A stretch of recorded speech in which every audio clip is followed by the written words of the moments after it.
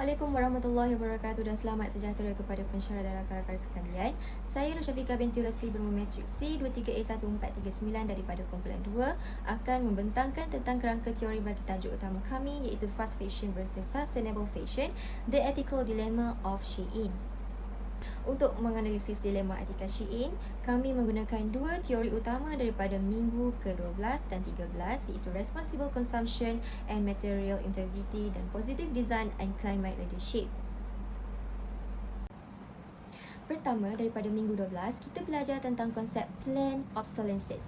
Planned obsolescence ni bermaksud mereka bentuk produk supaya cepat rosak atau ketinggalan zaman bagi memaksa pengguna membeli semula.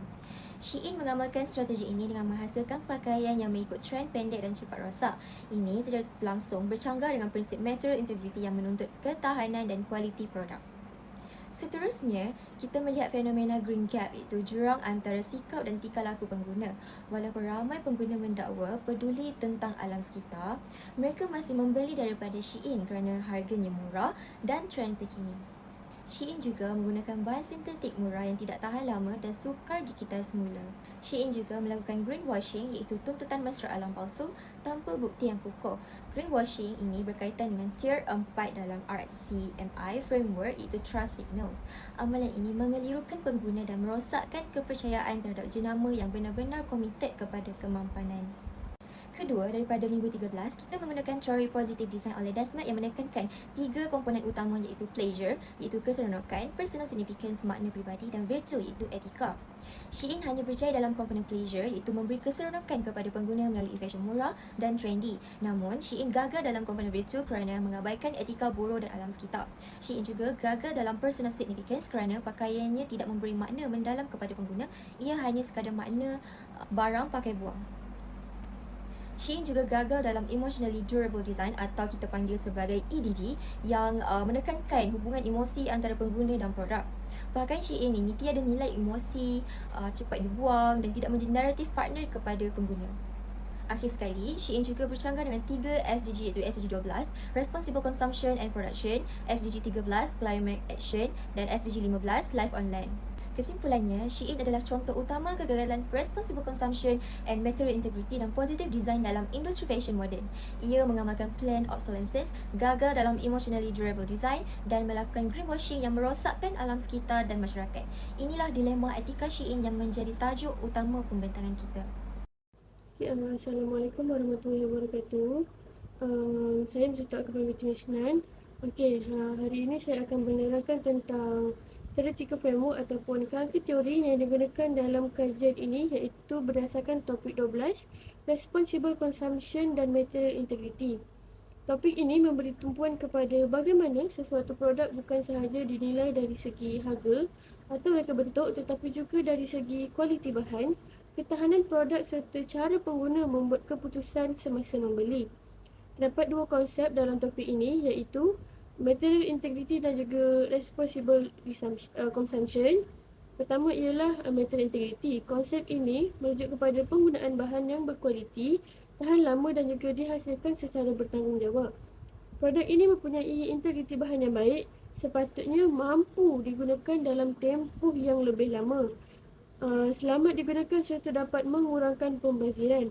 Selain itu, pemilihan bahan juga perlu mengambil kira kesannya terhadap alam sekitar, sama ada bahan tersebut boleh dikitar semula atau memberi impak yang minimum kepada pencemaran. Konsep kedua ialah responsible consumption ataupun pengguna bertanggungjawab. Konsep ini merujuk kepada sikap pengguna dalam membuat pilihan pembelian yang lebih bijak. Contohnya, membeli mengikut keperluan, memilih produk yang lebih tahan lama, menjaga produk supaya boleh digunakan lebih lama serta mengurangkan pembaziran. Melalui amalan ini, pengguna dapat membantu mengurangkan penggunaan sumber secara berlebihan dan mengurangkan penghasilan sisa. Seterusnya, integriti bahan dalam Shein. Apabila konsep ini dikaitkan dengan Shein, kita dapat melihat beberapa isu yang berkaitan dengan integriti bahan. Shein merupakan sebuah syarikat yang menggunakan model fast fashion iaitu menghasilkan pakaian dalam kuantiti yang banyak dengan tempoh pengeluaran yang sangat cepat dan pada harga yang murah. Bagi memastikan kos pengeluaran ni kekal rendah, banyak pakaian Shein dihasilkan menggunakan bahan sintetik seperti polyester. Walaupun bahan ni lebih murah dan juga mudah diproses, ia mempunyai beberapa kelemahan seperti kurang tahan lama berbanding sesetengah bahan semula jadi. Apabila pakaian cepat rosak ataupun tidak tahan digunakan dalam jangka masa panjang, pengguna cenderung untuk membeli pakaian baharu dengan lebih kerap. Keadaan ini akhirnya mewujudkan budaya pakai dan buang sekaligus meningkatkan jumlah sisa tekstil yang memberi kesan negatif kepada alam sekitar. Oleh itu, dari sudut material integrity, model pengeluaran Shein menunjukkan beberapa cabaran penekanan kerana lebih menekankan uh, penekanan lebih diberikan kepada pengeluaran yang cepat dan juga murah berbanding ketahanan sesuatu produk. Seterusnya, penggunaan bertanggungjawab dalam Shein. Seterusnya kita pergi kepada aspek responsible consumption ataupun pengguna bertanggungjawab.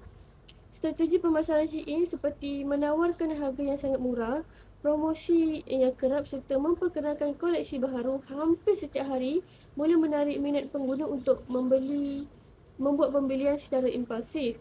Ramai pengguna akhirnya membeli pakaian bukan kerana betul-betul memerlukannya tetapi kerana tertarik dengan harga yang murah ataupun bimbang terlepas peluang promosi.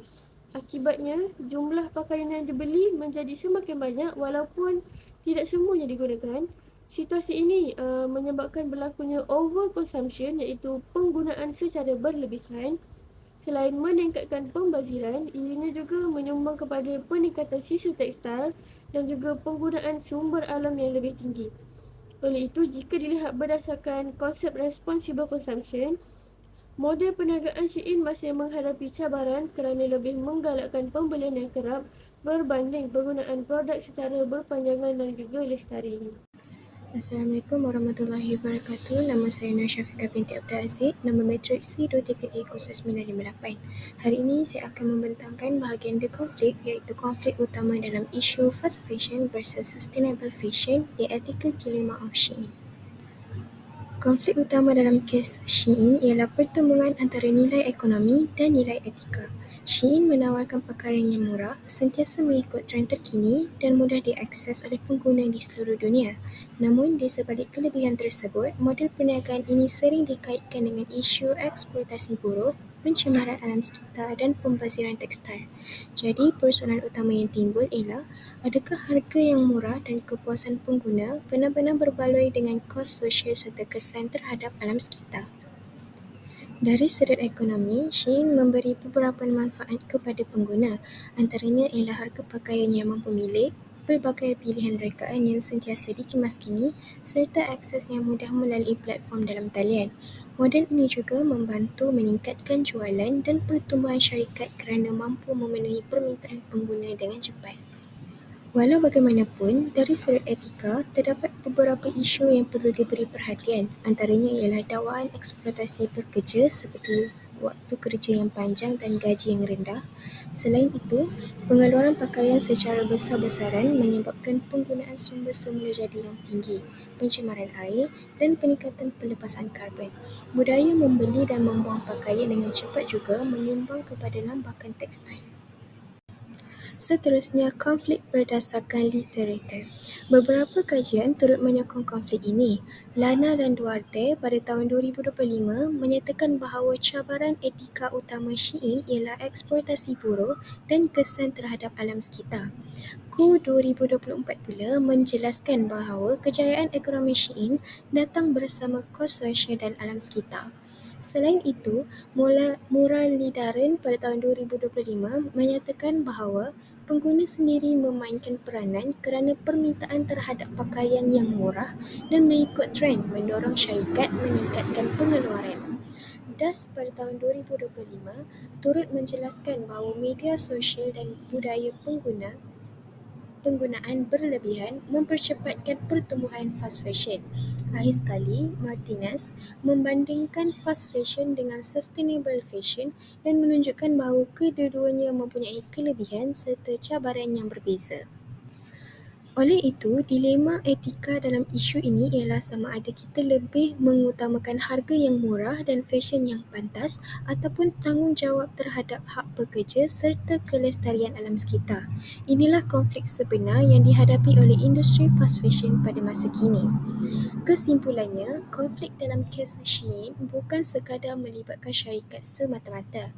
Sebaliknya, ia melibatkan semua pihak termasuk syarikat, pengguna, pekerja dan juga alam sekitar.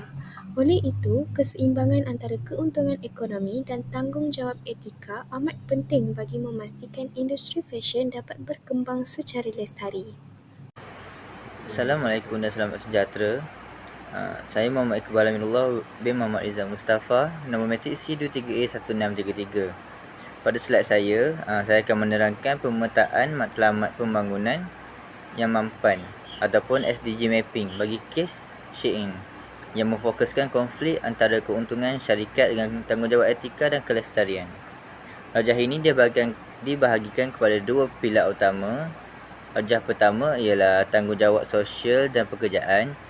Di bawah rajah ini, isu utama yang dihadapi ialah eksploitasi buruh seperti gaji yang rendah, waktu kerja yang terlalu panjang sehingga 18 jam sehari dan keadaan kilang yang tidak selamat.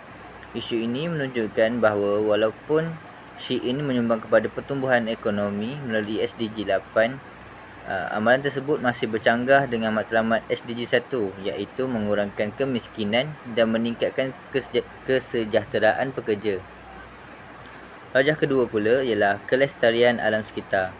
Operasi Shein memberi kesan kepada alam sekitar melalui pencemaran air, pelepasan karbon yang tinggi serta penghasilan sisa pakaian yang sangat banyak akibat budaya fast fashion. Selain itu, terdapat juga isu greenwashing, iaitu syarikat mempromosikan imej mesra alam tetapi amalan sebenar tidak selaras dengan dakwaan tersebut. Keadaan ini jelas bertentangan dengan SDG 12 iaitu penggunaan dan pengeluaran yang bertanggungjawab serta SDG 13 iaitu tindakan terhadap perubahan iklim. Di bahagian tengah rajah pula ditunjukkan konflik utama iaitu antara kepuasan pengguna dan keuntungan syarikat. Dengan kesan etika serta alam sekitar, Shein berjaya menawarkan pakaian yang murah dan mengikut trend, namun kejayaan itu datang bersama pelbagai implikasi terhadap kebajikan pekerja dan kelestarian alam sekitar. Sebagai kesimpulan, rajah ini menunjukkan bahawa Shein merupakan contoh utama kegagalan mengimbangi keuntungan perniagaan dengan tanggungjawab sosial dan alam sekitar. Oleh itu, syarikat fast fashion perlu mengamalkan pengeluaran yang lebih beretika dan lestari agar selari dengan matlamat pembangunan mampan atau SDG. Terima kasih. Fast fashion seperti Shein mungkin kelihatan menarik kerana harganya murah dan trendnya sentiasa berubah. Namun, kita sedar bahawa di sebalik harga murah itu terdapat kos yang tersembunyi, contohnya eksploitasi buruh, pencemaran alam sekitar dan budaya pakai buang yang merosakkan masa hadapan. Sebagai pelajar reka bentuk dan warisan, kita tidak boleh mengabaikan nilai etika dan kelestarian dalam kerja kita.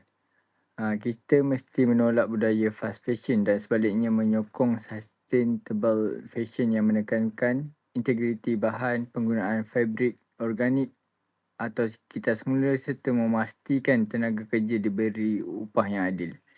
Kita juga mempunyai tanggungjawab yang mengangkat warisan tekstil Malaysia seperti batik dan songket. Warisan ini bukan sahaja melambangkan identiti budaya kita, tetapi juga selari dengan prinsip kelestarian kerana ia dihasilkan secara artisanal, berkualiti dan tahan lama. Kesimpulannya, fast fashion mungkin murah dan pantas, tetapi kos sebenar dibayar oleh manusia dan bumi. Sustainable fashion pula membuktikan bahawa fashion bukan sekadar gaya tetapi satu tanggungjawab sosial dan alam sekitar. Maka sebagai pelajar reka bentuk dan warisan, kita mesti menjaga ejen perubahan budaya untuk menghasilkan rekaan yang bernilai jangka panjang, menolak trend pakai buang dan memimpin ke arah fashion yang lebih lestari. Sekian, terima kasih.